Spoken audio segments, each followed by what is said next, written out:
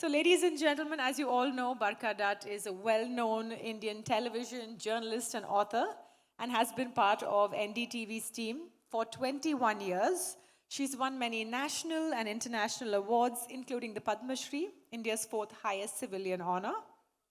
At NDTV, Barkha Dutt was the host of the weekly award-winning talk show We the People, as well as the daily primetime show The Buck Stops Here. Her reporting of the Kargil conflict brought her to prominence in India, and she has covered conflicts in Kashmir, Pakistan, Afghanistan, and Iraq. And of course, over the years, has written many columns for national and international newspapers. We're so excited to have you with us once again, ladies and gentlemen. A round of applause for Ms. Barkha Dutt. She will be leading us in this panel discussion. We're all really looking forward to it. Good morning, everyone. Colonel David, Ranjana, General Malik, and of course, I should say Colonel David and Renuka, and General Malik and Dr. Ranjana Malik, and so many old friends and men and women I look up to. It is an honor and privilege to be here today. Before I introduce our guests and call them up on the stage, just a little bit about the backdrop in which General Malik led our troops to victory in the battlefield. One famous line of General Malik that he did not repeat in his opening remarks, but I think is worth quoting or reminding people, he said, "We will fight with what we have." And I think today, 25 years on, many young people may not actually remember how extraordinary that fight was, given so many disadvantages and lack of resources at that time. And really, it was all about the courage and valor on the battlefield ahead of anything else. For me, covering the first conflict I had ever covered in my life with no background of war reporting, I was not yet even 27 years old. I was a little over 26. And the men I was meeting at the front line were mostly couple of years younger than me, 23, 24, 22. That was the age group of the men I was meeting. And to watch these young men march towards possible and often certain death without literally batting an eyelid, it was extraordinary.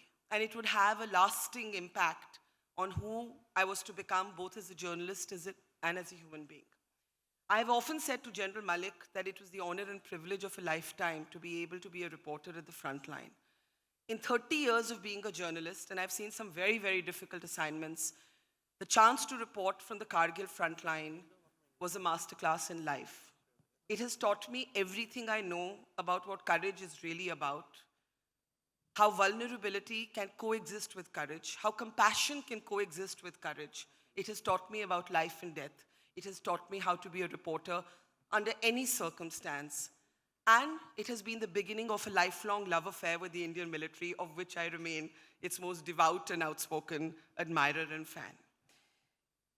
I'll just say one other little anecdote. Even today as I speak, I have goosebumps thinking of the fact that there was an opportunity to actually record and witness an extraordinary moment in Indian history.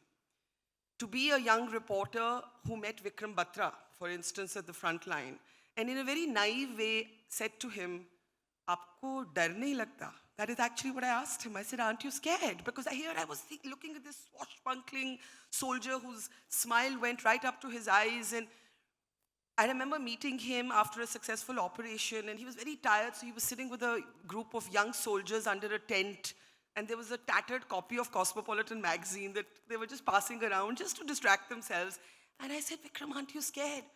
And he threw his head back and he laughed and he said, "Ye dil mange more." And I think that when I recorded that on tape, I had no idea how cult that was going to become. And that time it was a Pepsi Cola slogan. And the moment Vikram said it on camera, in that interview to me, it became a national motto. And to have had that privilege of being able to meet men like Vikram Batra and so many of the stalwarts I'm about to introduce remains the privilege of a lifetime. One last thing, Kargil has often been called India's first televised war.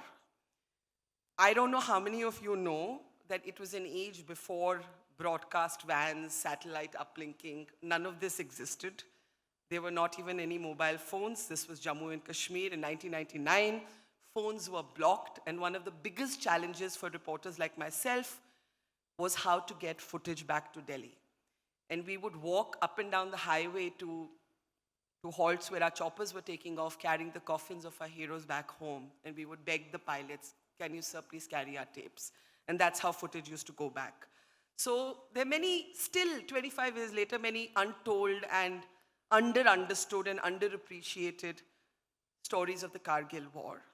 Thank you, Colonel David, for making me part of this moment that is so dear to me, professionally and personally.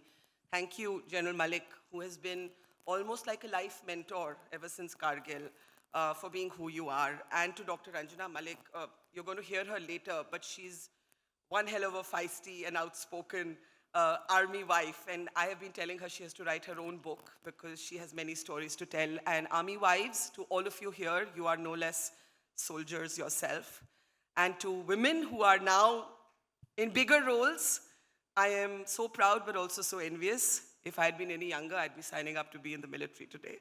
I want to now introduce our wonderful guests. It is my privilege to welcome them on stage. First, the architect in the battleground of the victory, General Mohinder Puri. If Tololing and Tiger Hill are today household names, it is because of his command in the battlefield. Come on, we can do better than that. I want to hear loud applause from the floor. At the back, I want to hear you louder.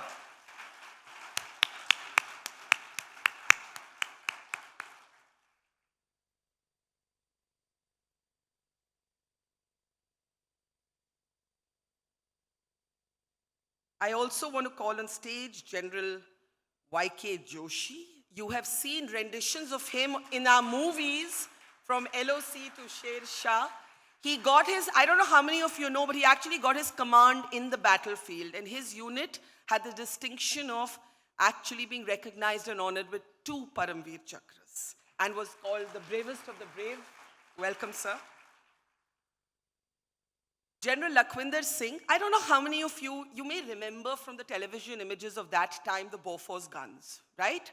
I don't know how many of you fully understand, those of you in the military certainly do, but outside of the military community, that without the artillery, you see, our soldiers were climbing up the jagged mountain peaks to take the territory back from the Pakistani soldiers who were sitting on top of it. But that climb up would not have been possible without the artillery fire that provided them that, in a way, safe cover, but also targeted the enemy, depending on the tactics at that time. So without the artillery, without the gunners, this victory would not have been ours. I want to welcome General Lakhwinder Singh to the stage. Please put your hand together to welcome him. Okay, I want to hear uproarious applause from the floor. Don't be miserly and stingy with your applause. These are extraordinary men on the stage. So please. Good morning and welcome, sir. And last but not the least, the officer who led the air war from the ground in Kashmir. You have to remember that the Air Force played a critical role coordinating with the army and under instructions, as General Malik just spelled out, to not cross the line of control. Now, while that impacted the army, it actually impacted the Air Force the most because they had to maneuver their jets in such a way that their jets were not crossing the line of control. It was one hell of a difficult task, and we're going to understand more about that. I want to welcome on the stage Marshal Menon. Marshal Menon. Okay, you have to help me here with louder applause.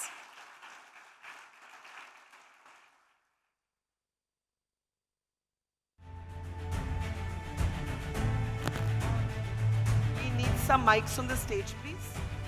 Do we have mics on the stage for our guests?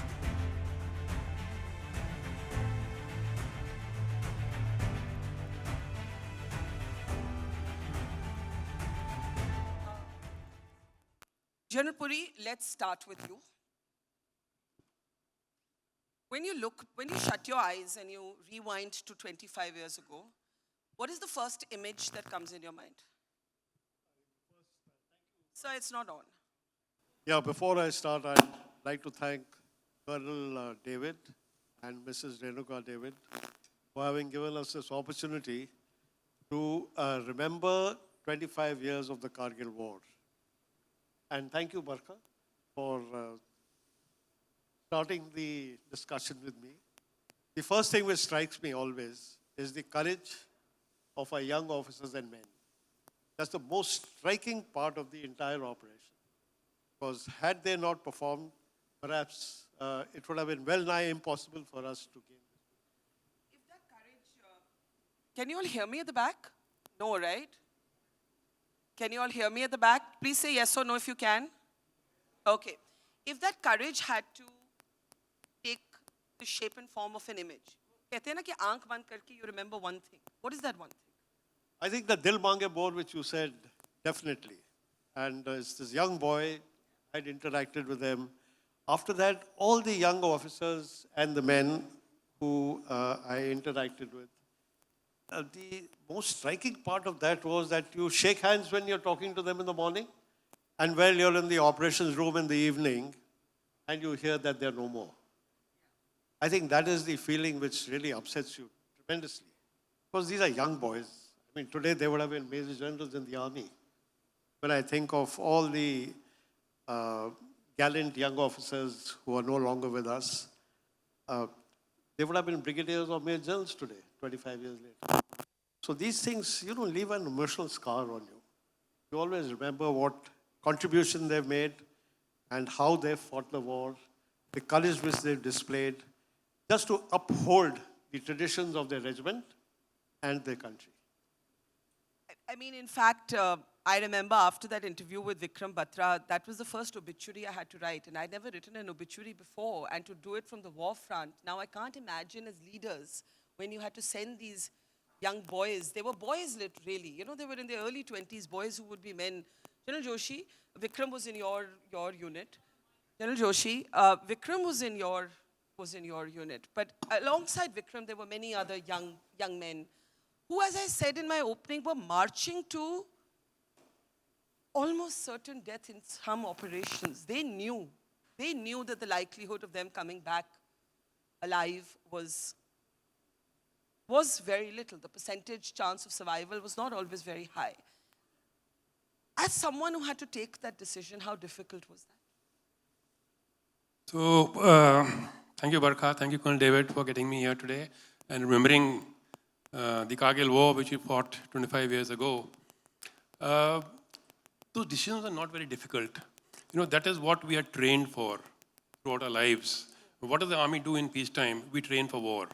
And that was one opportunity that came our way, and the battalion had to show itself, that how well they have trained. And finally, the character of the armed forces of the Indian Army is built up upon a set of values, a set of values which are the basis of the ethos of the Indian Army. And it is this set of values, that push a soldier, a young officer, to face the challenges of the wartime, and even to the extent, when the time comes, to make the supreme sacrifice. And what are the set of values that we are brought up in the battalion? It's the honor. It's your self-respect. It's, your physical and moral courage, your dedication, your sense of duty, selfless sacrifice. All these things, are always there on your mind. And the fear of dying in battle, it never crosses your mind, actually. And neither did it cross, I'm sure, the mind of any of our soldiers or the young officers who were there on the battle. It doesn't cross your mind because you don't have time for that fear, or because you're trained to dispel that fear? You are not free, but you have a task at hand which has to be accomplished. And that is what the whole team, the whole battalion, the whole company, platoon is focused at that moment. Gen Lakhwinder Singh, today's young Indians in corporate sector have shifts. In the army, there are no shifts. There's no 9 to 5. There's no 11 to 7. Your gunners were working 24 hours cycles, blisters on their hand, working those RT guns. And I think I must give you an opportunity to explain the role better than I did as a layperson. I explained it as a layperson. As a military man, What was the toughest thing for you, in terms of how you were directing those guns? What was the single most difficult decision on the battleground? I would first like to thank you, Colonel David and David, for the great initiative where you bring about the army and the civilian together on one plane. A lot of our friends in the country don't know what army does and how army operates. They know of bravery, they know of courage, they know everything, but they don't know the intricacies of what goes through when you're fighting a war. So Barkha asked me what is one great thing that really moved me there. Actually, I think greatest thing that moved me in war, Kargil War, was the sync with which infantry and artillery fought together. It was one winning factor to which the Pakis had no answer, but only fear and despair.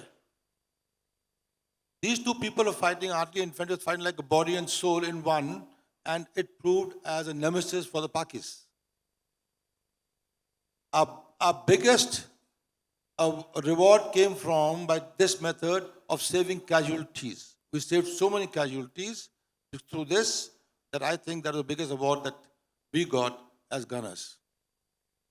And we'll talk more about that, but Marshal Menon, General Malik spoke about the order not to cross the line of control, and later Brajesh Mishra conceded that if needed, that could be reviewed. But for the Air Force, that created an immediate battleground challenge. Could you explain what that challenge was? I will. Before that, I want to thank Colonel David and Mrs. Renuka David for affording me unaccustomed luxury after retirement.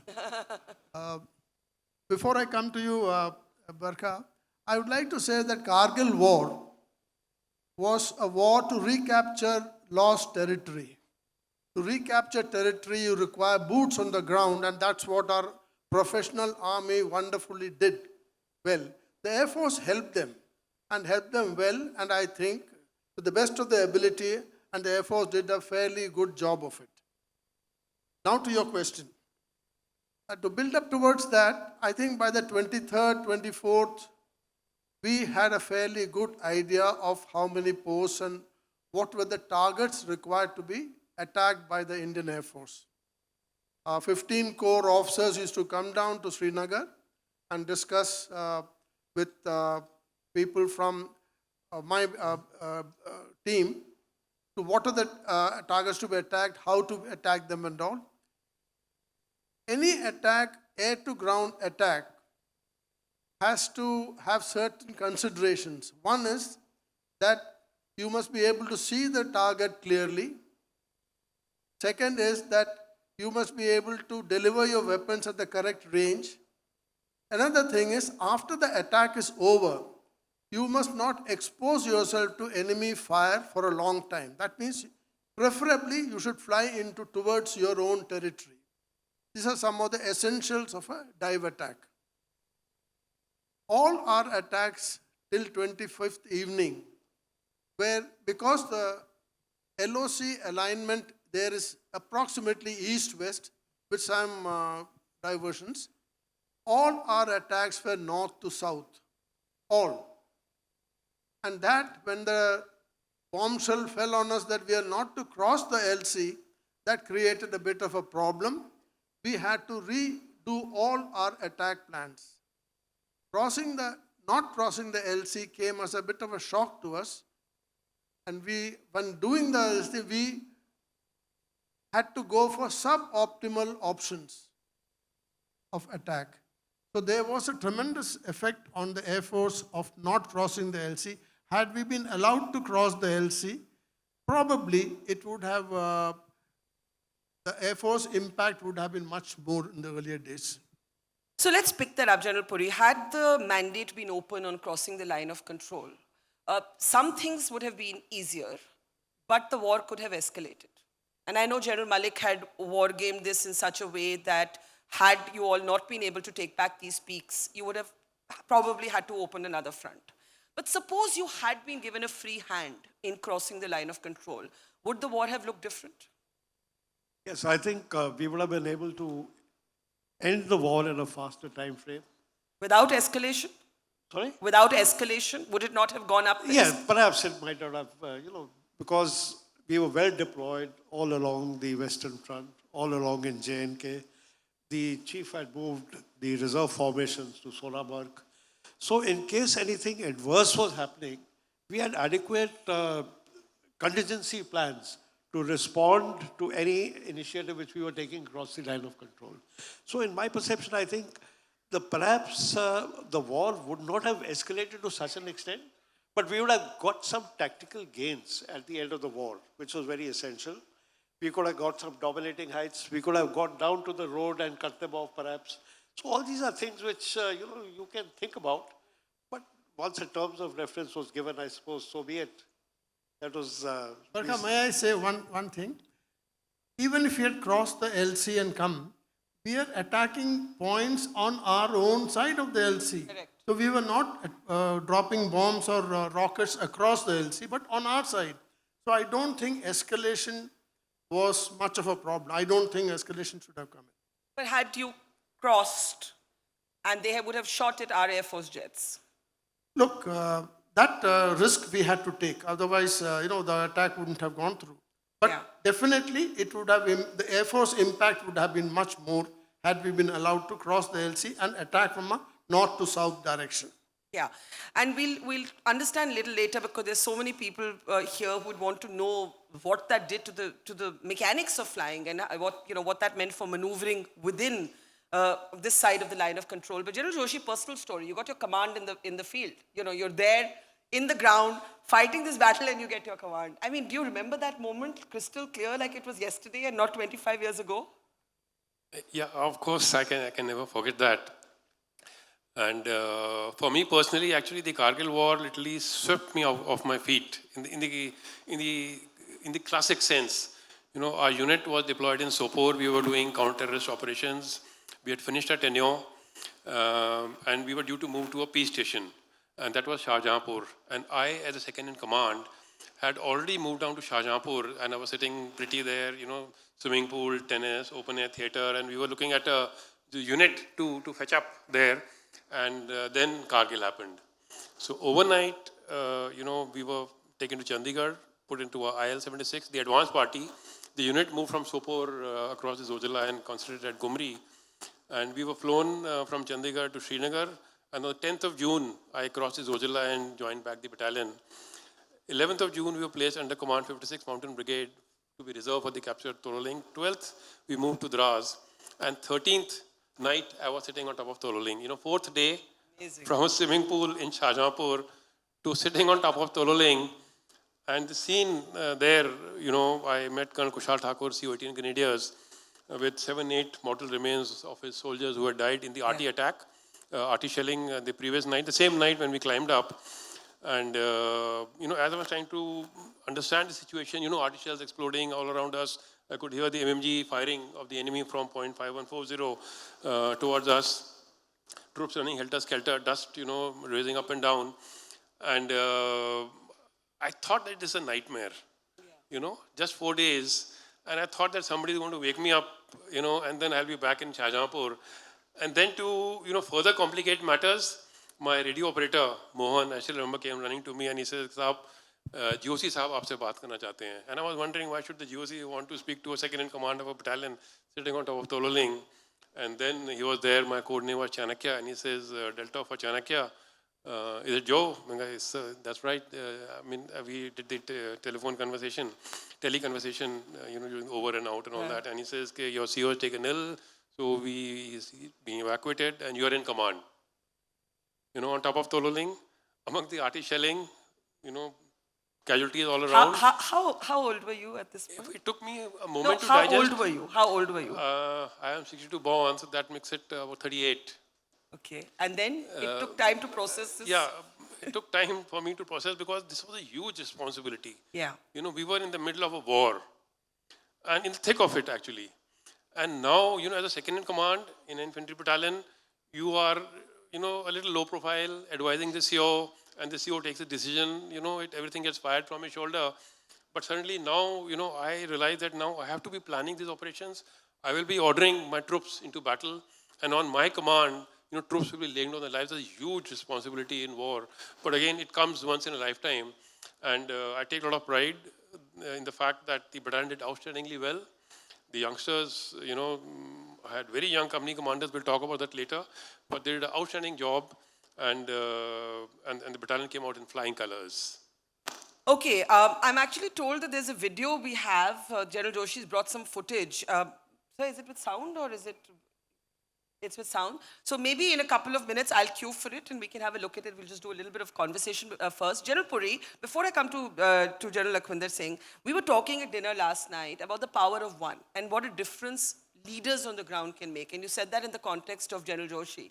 And of course, the entire driving force of the military is its camaraderie, is the paltan, is the buddy, is the izzat, is the honor. But the individual matters. The individual matters when it comes to leadership performance. So talk a little bit about that. In war, how critical are individuals? I think in war, leadership is a critical factor. And what Yogi was just saying, I'll just like to elaborate on that. His battalion 13 Jackrif, they were there in Sopor. And that is when my division was looking after the insurgency in North Kashmir. And I found the battalion sort of not coming up to the mark in counterinsurgency operations. So the war started, the battalion was going for their peace tenure, and the advance party, like he said, had already moved. Then we had successfully captured Tololing. After 2 Rajdev did a commendable job under Colonel Ravindranath. And we were sitting in the brigade ops room, and I was just moving around in the Ras, and I saw the CO of 13 Jackrif moving around there. So I said, why are you here? Why aren't you up at Tololing? He says, sir, I'm pushing my people up. I said, no, you should be pulling your guys up instead of pushing them up. So he said, I'm not physically up to it, which I understood. I said, people in high altitudes do not respond physically to the challenges. So I said, okay, you go to the hospital and we'll have a new CO in your place. I rang up the corps commander and I said, sir, this is what has happened, and I'm promoting, giving the badges of rank to Major Joshi, and he had been approved for a lieutenant colonel. So we sent the badges of rank, and I think he was in the assembly area ready for the assault when he got his badges of rank. But that change in leadership had a tremendous impact on the battalion. And thereafter, I think thereafter they didn't look back at all. They got the unit citation, they got the bravest of the brave, and they got 2 Paramveer Chakras. One of them is over here, Subedar Major Sanjay Kumar. So I think leadership is a very, very important aspect. Can I touch on this a bit more? I want to quote another case. Yes, sure. Leadership. And that is Colonel Ravindranath. His wife is also here. Colonel Ravindranath was an outstanding CO by all standards. We lost him 5 years back.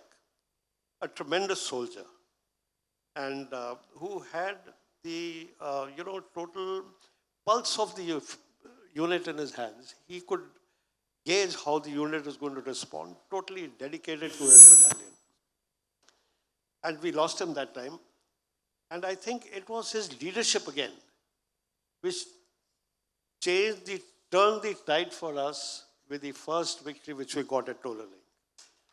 And thereafter, we didn't look back. It became more or less a ridge hopping exercise, from one ridge to another, with a lot of casualties though, but I think he set the tone for the future battles. Yeah. General Lakhwinder Singh, what was the most nerve-wracking hour? Come again? What was the most nerve-wracking hour or day or moment that you remember? So, Barkha, before you answer your question, I want to put this audience thing, a very important part of this battle. The Kargil battle was a battle of valor and heroics and bravery of infantry, men and officers, young officers, and artillery in equal measure. The heroics of infantry and the prowess of artillery made this war victory possible. And I say this with full responsibility and understanding that if it was not for artillery, this war may have caused a lot of casualties, unacceptable casualties, or may not have happened at all. The victory may not have come across at all. I'm not saying that because a statement which they want to make for gunners. I'm saying a statement because if we go back in history, in 1854 Crimea War, if you remember, the Charge of Light Brigade, where the people charged on the orders of their superiors on a well-prepared positions, and most of them lost their lives. It also happened in Saragadi, where a small knoll, few Sikh men withheld so many Afridis and other people, thousands of them, and let them not come near them. It also happened in Kargil, when 18 grenadiers was in Toroling, and they were not able to capture these heights. They crept up close to the enemy, about 200 to 400 meters from there, and then, smitten by the lack of success, they launched 2 attacks. One led by Major Rajesh Adhikari, and second by Lieutenant Colonel Vishwanathan, to capture those heights. They were very brave people, very gallant people. They started off the line, and within a short distance, mowed down by the enemy. So our worry was that if short distance of 200 meters cannot be covered by infantry, then how will our infantry climb 2,000 feet up and cover 3-4 kilometers and face these people? Enemies sitting atop these vantage points, well laced with automatic weapons, with full domination and full vision of what is happening around them, would have not allowed to move on top. And I validated this point by saying what the chief of Pakistan Army told Mr. G. Partha Sarthi after the war. And he says, the way your artillery was used, we were forced to vacate the heights, or we would have never left those heights. Can I ask you something, sir? The decision to directly fire on the peaks where the Pakistanis were sitting, that was something that you all had to work on. It wasn't something that came automatically to you. Can you speak a little bit about that? That the guns were directly firing on the Pakistanis, not just providing sort of cover when needed for our soldiers. We realized that unless we made the enemy defenses irrelevant, our infantry can never go up. And artillery is an area weapon. It covers a wide area, and we know a way of shooting precisely at the enemy targets. So therefore, I had served with Beaufort Regiment before, and I, in concert with Gen Puri, who was here with Joshi, we decided one day to try out a system of direct firing at long distances. I remember on the 6th of June, 1999, we took 4 guns, 2 field guns and 2 Beaufort guns at the base of Toroling. Toroling was the closest point where enemy had come. 4 kilometers from there, and we laid the best people on the gun, and direct firing a system where the gun crew can see the target. And we requested 18 grenadiers sitting on top, on Toroling. I said, please give us some leeway so if we fire, there's no fratricide and our shell does not land on them. So with great preparation and with prayers on our lips, we tried with Beauforts on a place called Barbad Bunker. That bunker had given the maximum casualties to the grenadiers. And I still recollect that last night of Avtar Singh. He looked like a carpenter, but he had a hand as steady as a surgeon. He aimed at the gun with prayers on our lips. We fired the first shot. The first shot fell somewhere close to Barbad Bunker. And then 3rd or 4th shot, we were hitting bang on. So we had we processed the Beaufort system to fire accurately at these places. Before we could try with 105mm guns, we were fired upon, we had to leave that place, but we had achieved our aim. So Beaufort became a game changer. It changed the complex of the war in Kargil. And as we were planning on Beauforts, the idea came to us. We did brainstorming in our brigade. We said that let us use 100 guns to fire on these targets to throw TNT equivalent of mini nuke. So they're totally pulverized. Imagine each gun, if fires over 30 kilos of shell, and 100 guns are firing, that means at any one time, 300 kilos of shell are falling on the place, repeatedly. So therefore, enemy was totally pulverized. And now, the biggest challenge for infantry was to cover up with the enemy when artillery was far lifted. To the audience who would understand this, artillery is area weapon. So when you was 400, 500 meters from where the fire is coming, you are supposed to stop firing. Otherwise, it'll cause casualties to your own men. Now, this 400 and 500 meters is 1 mile, was most difficult to cover. So it is here that we used direct firing Beauforts in direct firing role, as also multi-barrel rocket launchers. And infantry got so used to it, we were firing till as long as infantry wanted and as close as 50 to 100 meters. Now that was a great bonanza for infantry, which saved many casualties. And every fire plan we did this, and every fire plan we fired, we heard Pakistan transmitting on radio, "Hame bachao, yahan pe कहर बरस रहा है." It was music to our ears. And that's how we planned this. Fabulous. Marshal, a little bit about the challenge of maneuvering as a pilot, as an Air Force pilot, with the mandate to not cross the LC.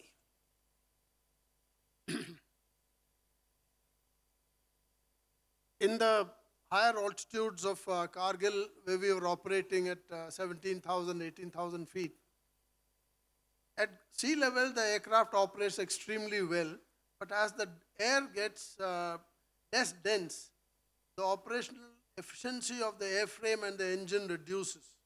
So if it takes 1 kilometer to do a turn, it takes 1.5 to 2 kilometers at those altitudes.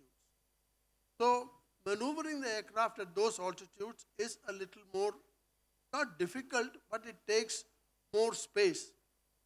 That is why the ability, if we had been able to cross the LC and attack from that direction, it would have helped us, because any other maneuvering would be in our own airspace and not in where we would be exposed to any more enemy fire and all. So any aircraft operating at high altitudes has to retain certain, you have to maintain certain caution about that. Let's talk about, General Joshi, the terrain, the height, the altitude, of course, but the jaggedness of the mountains. The fact that this is 25 years ago, the soldiers don't always have what is needed operationally that we would have today to do this. Firstly, this war has been forced on us, so we haven't had any lead time to prepare for it. We just have to go in. But, as General Malik had said then, we will fight with what we have. Describe what that is to somebody who isn't in the military. What does it mean to be sitting on top of those heights or climbing up to those heights without necessarily the most contemporary sort of weaponry or means of warfare available? So, sitting here, to those who have not been to Ladakh, it's very difficult to imagine the kind of terrain that is obtainable in that area. You have to actually see it for yourself to realize, whatever I may say now, you'll not be able to understand the gravity of the challenge that we were facing. So the terrain, the moment you cross Zojala, there is no cover at all. Suddenly there is no greenery. It's all bald, huge mountains. The altitude that we were operating on, 16 to 18,000 feet, sub-zero temperatures, glaciated areas, lack of oxygen. So troops require acclimatization. That further slows down the operation. You require acclimatization at various stages, 6 days, 4 days, 4 days at stage 1, 2, and 3. And here we are operating at stage 2 and 3. So therefore, in case a battalion has to be inducted, it takes that much more time. So those were challenges. Now, at that altitude, even your weapons and equipment, they misbehave. They have to be recalibrated. Artillery, I'm sure, would have faced a lot of problem to recalibrate, because the range tables that are there, at a particular angle you're firing at, you can predict where the round will fall. But at that altitudes, they have to be recalibrated. The wear and tear, because of the temperatures, the lack of oxygen, on the weapons and equipment was too much. Then the biggest challenge was that, even if you acclimatize, the rate of movement of an infantry soldier is very slow. It takes 10 minutes to walk 100 yards, more than 5 times what it takes in the normal planes. So that further slows down the operation. And now you have the enemy sitting on top in dominating positions. And from there, he's able to observe you and he's able to bring down very accurate fire onto you. Now, we were to launch assaults, when you launch assaults to recapture these features and, recapture the enemy sitting on the top, you have to attack along these spur lines. Now, in that terrain, in Ladakh, these spur lines are very, very narrow. So while we would like to assault in extended line, you have to now here move in a single file. And since the approaches are narrow, slip and fall, it's certain death. And if there's an enemy sitting on top with MMG, down the same spur where you're going to attack, you can imagine there's no place to take cover, nowhere to hide. So those were challenges that we were facing, and against which, of course, the equipment, by the time my battalion moved in, we got the best of the equipment. The ECC clothing, the rations that came in and all that were pretty comfortable there. I want you all to share a personal memory. I think, a lot has been spoken about strategy and tactics and maneuvers and operations. But personally, what stays with you? General Puri, one memory, of course you've spoken about the courage of the young men, but one particular personalized memory that maybe you haven't told anyone yet. No, I've written it in my book I know, also. but maybe a lot of people here may not know, so tell us. No, memories, there are many. It's very difficult for me to just pinpoint a One, particular okay. memory. There are many memories which keep, just coming to your mind, and I think I'll let it be at that. Is there something you would have done differently, looking back? Yeah, I've been asked this question many a times. Would you have done it differently? I really don't find an option if I could have done it differently. There was no other option. There were the heights, there was the enemy sitting on those heights, we had our troops down below, we had to go up those heights, and that's what we did. And, once the enemy is on these such dominating heights, there is no other way you can evict them. With preponderance of artillery fire, air power, and your own boots on the ground. For a moment, tell us what would have happened had we not taken those heights back. You see, it isn't only about the principle of the Pakistanis sitting on Indian territory and needing to boot them out. It is also about what would have happened had we not taken those peaks back. See, we're talking about June, July, Yeah. 99.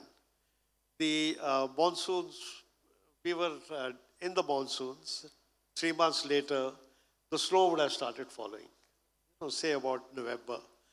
And the intention was to evict them before to give us adequate time to sort of redeploy in these heights which we had captured. So time was at a premium. And if we had not captured these heights, then they would have had the time, the snow would have fallen, they would have consolidated the gains, and they would have changed the entire alignment of the line of control as far as the Indus River is concerned, north of Indus, as far as the National Highway and north was concerned. So I think it would have had major impact on the security of our country, and as far as JNK is concerned, that part east of Zujila would have been a very, very difficult proposition to regain. It's chilling to even contemplate it today. General Lakhwinder, a personal memory. General Puri has too many. Do you have one that you want to share? Yes, I have a very personal memory and I feel Yes. very proud of it. After every attack, I saw infantrymen walking up to gun areas and saluting them as saviors. That really touched my heart. So we were so close to each other, and it was very moving. And I want to relate 2-3 incidents you permit, because it'll bring to you the perspective that Gen Puri and we had planned together. One was, while attacking on a Marpula Ridge, there was a ridge called Marpula Ridge, and there are 2 spurs. On one spur, the attack was being launched by 2 Rajrif. And the leading company was tasked to capture the 3 knoll area. There were 3 knolls. It is, you can imagine 3 knolls. On those 3 knolls, there were 3 machine guns. And the company was very daring, very bold. They were able to neutralize 2 machine guns. The 3rd machine gun held on to them. They could not proceed. There was Major Acharya and Vijan Thapar, company commander and company officer. They're very valiant people. They tried to outflank that. They tried to capture it. They charged on them, and both of them got martyred. They both lost their lives. Now, in the company at night at 2 o'clock, there was no officer left there, but only a junior commissioned officer. So the message came to us, General Puri told me do something, and so I said, please ask them to move out. We'll try a Boffer gun firing. Firing at night, at 2 o'clock in the morning, a dart firing. So not really dart firing because we had evolved a system that if night such situation came, we should be able to fire that even at night, the similar manner. So we put once again the best gunner on the gun and we fired a round, and the round fell close to the machine gun bunker. The GSO corrected fire, and our third or fourth round hit the bunker. Now that was the line, a very thin line, was victory and defeat. And we crossed that to victory, and we won this thing. Fabulous. One was that. The other important one that happened was when Tiger Hill was captured. It came to us in the morning. We were sitting in the command post the whole night, and when General Puri left, and he said he got a report that by Colonel Thakur of 18 Grenadiers that we have captured Tiger Hill. He left very happy, and he said, Lakhwinder, you have done it again. The infantry walked slung arms to the Tiger Hill. Now, that was a great morale booster for us. And then it was not so easy. The Pakistan was not going to give up so easily on Tiger Hill. So they launched a counterattack. Yeah. As they launched a counterattack, it was very fierce counterattack. That's a philosophy. Pakistan philosophy launched immediate counterattacks. And there was Yogendra Yadav, who was part of the Ghatak platoon, was on top. And they could not face the attack. So they told the CO that please bring on artillery fire on us. And the CO told him, Thakur told him, if I bring artillery fire on you, you're sure to die. It is a sure death because they're very effective. So you know what he said? He says, sir, marna to waise bhi hai, marna aise bhi hai. Artillery fire karo. And we fire artillery and the counter was repulsed. Fabulous. I'm watching the clock. So, Marshal, a personal memory, and then we have time for last comments. Marshal. Yeah, one thing I remember is on the 27th, when young Nachiketa, his aircraft flamed out while he's firing, his MiG-27. He tried to relight, he could not. He ejected, and he called out ejecting. Ajay Ahuja, who was just behind him in a MiG-21 mission, heard him and said, I'm going to look for him. Now this is the finest spirit of fighter flying. If somebody goes down, you try to search where he is landed or where he is landing so that you could, initiate the rescue process. Ajay Ahuja, unfortunately, during this process of looking for Nachiketa, lost altitude and came within the firing parameters of the Stinger or Anza 2 that you were shot at with. That is one. Second is, after we lost the helicopter, and because of the large number of shoulder-fired missiles that we then knew were available at all the peaks, we paused our air operations. I went to the helicopter squadron and said, look, folks, for the time being, we are stopping all operations. They were angry. They said, no, sir, we want to go and attack.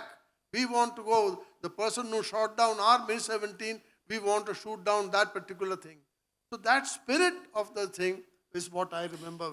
And in the last 3 minutes we have left, I have two questions for both of you. On the spirit of the military wasn't only that you don't leave a man behind. You go, you find your buddy, you risk your life, you do whatever you can for your paltan, for your buddy.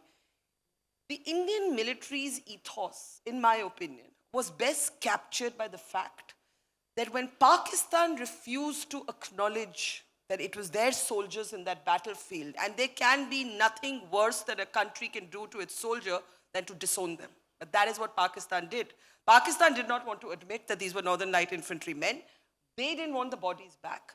The Indian military performed the last rites for the bodies of Pakistani soldiers in the battlefield in the middle of the war. That spirit, General Puri, you have to talk about. That ethos. Yeah, I think it's a part of our culture. It's a part of our military ethos. And that's what we are pretty good at doing, honoring the enemy, a man who's put up a good, decent fight. We shouldn't take the Pakistani as any riffraff force. It's a very professional army. They were poorly led, but the soldiers were outstanding. Was it weird that you had to perform those last Yes, rites? I'll just tell you that. And so that's a part of our upbringing. So we had to honor the dead as we honor our own dead. And that's the time when the instructions had also come from the army headquarters that they must be given a decent sort of a burial. And we uh, took these padri, we took our Maulavis by helicopter and to Yogi's battalion at Yeah. point 4875, where he performed some of these burials of these Pakistani soldiers. Amazing. And then later on, when the frontier force, Yeah. they were the first ones who said, no, we want our men back.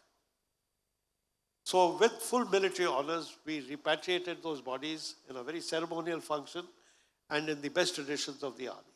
One thing we haven't spoken about before I give General Joshi the last word. Briefly, sir, 1.5 minutes, and I want to play his footage also. Can I please ask the floor for 2 minutes grace time? General Puri, one thing we haven't spoken about is when these men were allowed to retreat, those who were left over. India had taken back most of the peaks, but then Nawaz Sharif is in the US, and the Americans sort of ensured that in the last mile, some of these guys are able to just retreat. When I'm sure at that point you wanted to eliminate them and not allow them a retreat or a safe retreat. How did you feel about that? Yeah, the timing of the ceasefire perhaps was not very appropriate as far as the military operations were concerned. But like it was declared, so there's nothing one can do about it. How did you feel about it? 95% of the territory had been recovered by then. So it was just the, the little portion where they were given an honorable exit into Pakistan back again. But I think that we could have delayed the ceasefire for a couple of days perhaps. And what the Americans take credit for that, I don't think they deserve all the credit. The game was over when we captured Tiger Hill at point 4875. After that, the international community can say what they like. But I think as far as the army military operations were concerned, they are the ones which ensured that a ceasefire is possible at that point of time. Yes. Yeah, I'm not done. I'm not done yet. I'm giving the last word to General Joshi. Which depiction of yourself on cinema do you like the best?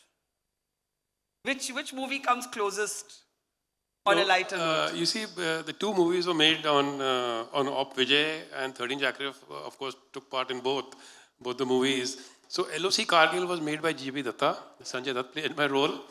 And, but I think commercially it didn't do well because J.P. Datta had, he spoke to all the boys. He came to my battalion for 3-4 days, he stayed with us. And he wanted to do justice to each and every boy, whom he interviewed, whom he spoke, and he wanted recognition. So therefore the movie was about 4 hours. And the entire movie was about, infantry battalion launching attack, people dying, infantry battalion launching attack, people dying, bravery, courage. While we could identify with each and every soldier, but I think for the public at large, so commercial didn't do well. Sher Shah, Mr. Shabir Boxwala there did outstandingly well, and that was only my battalion, 13 Jack Rifles, and it was Vikram Batra. So yeah, that did commercially also very well, and it was very well made. Of course, I did get integrated with Mr. Shabir Boxwala right from the inception when they made the movie. Fabulous. 2 minutes on the clock, and I want to play a minute. Oh, I have 15 minutes more. I'm delighted. Can we keep this going with the consent of the floor? Okay.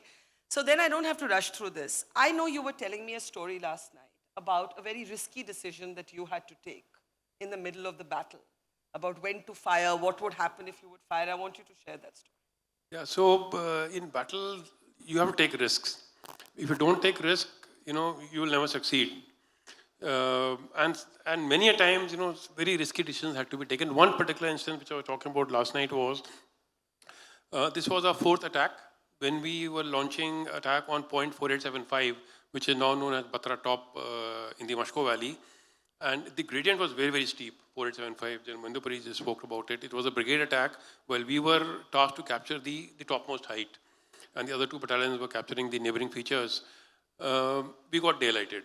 4th of July, we launched the attack. And 5th, first light, before the sun came up, we should have actually captured the top. But because of steep gradient, enemy firing, we could not reach the top. So now, on the 5th morning, we were in a situation wherein my troops, Charlie Company and Alpha Company, they were very close. You know, the leading scouts were very close to the enemy, and it was daylight, and the enemy was now able to pick and choose and inflict, you know, heavy casualties from that particular bunker onto our troops. And that is the time the Charlie Company commander, who was the closest, Gurpreet, Major Gurpreet, he spoke to me. I was in the fire base, and he said, this is the problem. Now, I had to do some very quick thinking that can I fire MMGs? It wouldn't have made any effect on the bunker. Can I get artillery, even direct support? Again, troops are very close. And in the firebase, I saw these faggot missile launchers, which were, you know, right in front of me. And we had tried Milan missiles earlier on Toro Link, they didn't work. We had tried so many other things. And I was not sure whether this will work. But on an instinct, I told Kaushal, who was the launcher number 1, to load a missile. I explained to him where to fire. Now, we were to fire, you know, something at a very steep gradient. And I was not sure it will work. But when Kaushal, he, you know, was lying down behind the launcher and he looked through the telescope at that bunker. So he saw the bunker, and along with that, he saw a lot of our troops, you know, in that area, and he was a little hesitant. He was a little shaky that if I fire, you know, I may be hitting on own troops. So, you know, impulsive, I just pushed him to a side. I have been an instructor in the anti-tank missile myself. And as a CO, you know, I had laid down behind the launcher, took aim, and I fired. One had to, you know, spontaneous decision. Innovate, instantly. Whatever. And fortunately, that missile, you know, while early we were firing even horizontal, the Milan didn't work. But this missile went straight and hit the bunker. Now, the troops were in close contact, but they were looking upward. They didn't know what has happened, what is the effect. But luckily, you know, from 17 yard, the neighboring battalion, they could see some, you know, Jawans running up and down the Pakistanis. And I got that feedback. I fired another missile, which again hit. We inflicted casualties. We got the same feedback. And then I told Gurpreet that, you know, this is a time now, even though it is day, that you need to just push ahead. And Sanjay, sitting here, he was the leading scout of the forwardmost section. And that is where he, along with his section, you know, launched the assault. He got badly shot up, but he, you know, captured that bunker. Sanjay to actually stand. We must have a round of applause for him. Thank you, sir. And that is where this action earned him his Paramveer Chakra. Fabulous. To have a Paramveer Chakra right here and hearing this, at least it is such a special feeling. Now, all of you trained for war. That was your entire training. And I'll tell you, General Puri, I met a young captain, and he said to me, you know, I can see my entire life pass through me on fast forward in this moment. This is the moment I was trained for. He was 22 years old or 23 years old. That kind of wisdom in their, you know, in early 20s for our soldiers to have is amazing. But I want to ask each one of you, what is the one lesson that you learned from Kargil? And did it change you, or did it change your outlook in any way? Did it challenge your assumptions? Because there's one thing to train for something, it's another thing to live it. You know, one of the everlasting impressions which one has is that why does a soldier obey the order which you give him? You know, it's very unique for for our army. And I think it holds good also for other armies, but I'll talk about the Indian Army. You see, the leadership right from the beginning is so integrated with the soldier. You take it from a platoon commander to a company commander and equivalent in the other regiments. Everyone is involved with the soldier. They know their men as well as, you know, their mothers or fathers know them. They know everything about their characteristics. And I think this is what gives us an edge over other armies when war is declared. It is a personal equation which a leader develops with the rank and file, which is very important. And I think the hallmark of all our training is that you be friendly with the men, but not familiar with them. So I think that distance is kept by both, mutual respect is there by both, and this is what is a winning factor in war. That the trust which you have and the trust which he reciprocates on you, that he is prepared to give his life, your word of command. I mean, it's not easy for a chap Does like that him. haunt you? You know, Yes, it does. PTSD is something we don't talk about in No, India. no, it does haunt you because it's on your orders that all these lives were lost. It haunts you for a very, very long time. It's not easy to give an order and then, see the consequences of that. Feel the consequences in real time. That in the morning, 3 days before, you say, okay, 13 Zagreb, capture 5140. And then you have people who are killed in that operation. So, it is on your orders that all this has been done, down the chain of command. Yeah. But it is the integration and the trust, mutual trust, the leader and the men enjoy. I think that's the everlasting impression I've carried even after my retirement. General Singh? I have something to add to this discussion today. I have no doubt the heroics carry the day. I want to tell this audience, heroics alone don't win the war. Those 525 people who died, whose thing was not showcased, they fought the same cause, died for the same cause. But behind the heroics was also the prowess which enabled the country to win a war. Now today, I am quite surprised. We do get a pat on our back in the drawing rooms and other when we talk about our did very well, but when it comes to actually crux promoting this cause, then it is lacking. General Malik just said that. It don't take one day to make army, one day to this.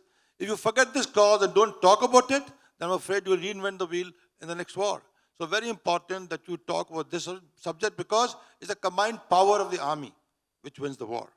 So I want to request everybody, if you have a chance, please talk about it. What's the one lesson you learned from Kargil? The artillery is God of war. One I learned from that, right? And I want to tell you one more thing, that your artillery, you should be proud of your army. What the artillery did in Kargil was also replicated by the Americans in Afghanistan. When they were not able to throw the Talibans out of Tora Bora mountains, they relied on air, they could not do it. And then Captain P. Marcus of the US War College, California, he writes in his thesis, he says, then we do a lesson from Kargil, use the artillery the way we used it, and we won the war. So it has been well acknowledged, word across. So it's a powerful weapon with you, and you see what's happening in Ukraine. Ukraine today is relying, it's a prime weapon system in Ukraine war to engage the enemy. So it's a great, the phases of things change every time. The emergent warfare is keeping this factor very alive, that you have a primacy of this weapon system, and therefore we should remember this. Hey, Marshal, did the war change you? Well, the earlier wars have changed me, this one a little bit. What I learned from this is that a lot of wisdom resides in the seniors in an organization, but the juniors, the youngsters can come out with brilliant ideas that can change the course of an action or a war. Did the war change you? Yeah, war definitely changed me. I saw death at very close range. I mean, there are so many examples I can quote. But the biggest lesson, two things. One is that it's all about the team. And here, when I say team, I say the battalion. I was lucky that while I got command in such circumstances, but I was born meaning commissioned into 13 Jagref, and I got to command 13 Jagref. And throughout, I was in 13 Jagref. I knew about 80-90% of my troops by name. I knew their capabilities. They knew my capabilities. So the trust has to be both ways. The trust of your team with the leader, that yeah, he will deliver, and the trust of the leader, on the individual soldiers. So that I was lucky, and that's very important. And also what I want to say is that there were many unsung soldiers. For every round of ammunition, your jerry can of water reaching the top, there were two companies, doing fighting porters who were fetching up the ammunition, fetching up the logistics, the heavy weapons, the ammunition, and they go unsung. But if they were not there, then the guy who is right in front earning the Paramveer Chakra, wouldn't have got the opportunity. And the second thing I want to say is all about your self-respect. It is all about izzat. In a battalion, death to dishonor. Boy will prefer to die than be called a coward in the battalion. So that is where, the entire infantry Ethos battalion, and the driving force comes. Was there ever, General Puri, a nuclear shadow in terms of planning that if we do this, it could escalate to this level. Was that ever on your mind? Now, as far as the nuclear is concerned, when you're fighting the war, I mean, we were not even thinking of the nuclear aspects. And we had left it to General Malik to handle that part. But basically, I don't think it's a good thing. We could have called the Pakistani bluff as far as the nuclear card is concerned. You see, every time any incident takes place, they always play the nuclear card. You know, if there is some action, some terrorist attack, they say, don't retaliate, you know, we have nuclear weapons and all these things. So I really, but when you're fighting a war, we never thought about the nuclear aspects. It didn't even cross our minds, though both the countries were nuclear So nations. let me ask you this as the final word. Could there be another Kargil? I ask you this at a time when the border and the line of control is hot right now. There is a kind of resumed targeted infiltration. There is an apprehension that this time too, there is the involvement of Pakistani regulars, either active or recently retired. Could there be another Kargil? I don't think so. You know, now things have changed. We have better intelligence capabilities, better surveillance capabilities. We are very well deployed on the ground, both against China and Pakistan. So in my mind, I don't think there can be a repeat of Kargil. The minor skirmishes will continue, but that doesn't mean that it's going to be a Kargil too. So whether it is on the northeastern side or whether it is against Pakistan or in Ladakh, yes, those tensions will prevail, but I don't think we'll ever have a repeat of Kargil too. Well, I think it's important to acknowledge that it's because of all the men in this room who were able to deliver victory in Kargil that we can say today that there won't be another Kargil. In the 2 minutes that we have left, I want to play out just a little bit of the clips that General Joshi has carried, and then I'd like to end this with all of us standing in a moment of tribute to the lives that were lost in the line of duty in Kargil. But first, if we can just have a look. I'm hoping some of the footage you've carried is mine. Yeah. But let's have a look at General Joshi's... I don't know what they're playing, but a minute of just taking us back to the war front. If we don't perform now, function now, then our whole existence cannot be justified. So that was a big challenge for us, but we had to do it, and we did it. Terrain is so tough. I'm driving in a car. You know, probably I know the road is not that great. And, I was actually figuring out that when the war was actually happening, I was thinking that how these people would have managed to go such a steep on the foot. And you never know when a bullet or a splinter hits you and you know more there. तो इनका जवाब था कि आप चिंता मत करो, मैं या तो दुश्मन की पोस्ट पर झंडा लहरा करके आऊँगा और या फिर मैं झंडे में लिपट करके वापस आऊँगा. Like we have done it, like we were on the top of the world. It was a great feeling to have. So yeah, we had already decided our success signal before advancing for the attack. My company's success signal was "Ye dil mange more, dil mange more, dil mange more, dil mange more." Well, that's very moving, and I remember doing all of those interviews that you just saw, each one of them, from the young captain in the beginning in the bunker when he was speaking, the Tiger Hill assault was happening, and he said, I can see my whole life in front. And that young man who looked a lot like Vikram Batra is his twin. 10 years after the Kargil War, General Joshi, myself and Vikram Batra went back to the war. Vikram Batra's twin went back to the war front. And Vikram Batra's twin Vishal had gone back for the very first time to Kargil. For 10 years, he hadn't had the courage, he said, to go back. And we went to what is now called Batra Top, and he said he could feel the presence of his brother there. And he wrote a letter to Vikram, and he set the letter into the sky, and we stood there and we watched the paper fly up to the clouds, and he cried. And I cried, and then he said, I can't imagine how our men climbed those jagged peaks. So in conclusion, a huge round of applause for the extraordinary men on our stage, but also off the stage, General Malik, Sanjay sir, so many others. May I request everybody to stand for one moment, or maybe a couple of moments of silence in tribute to the lives sacrificed in the line of duty for India.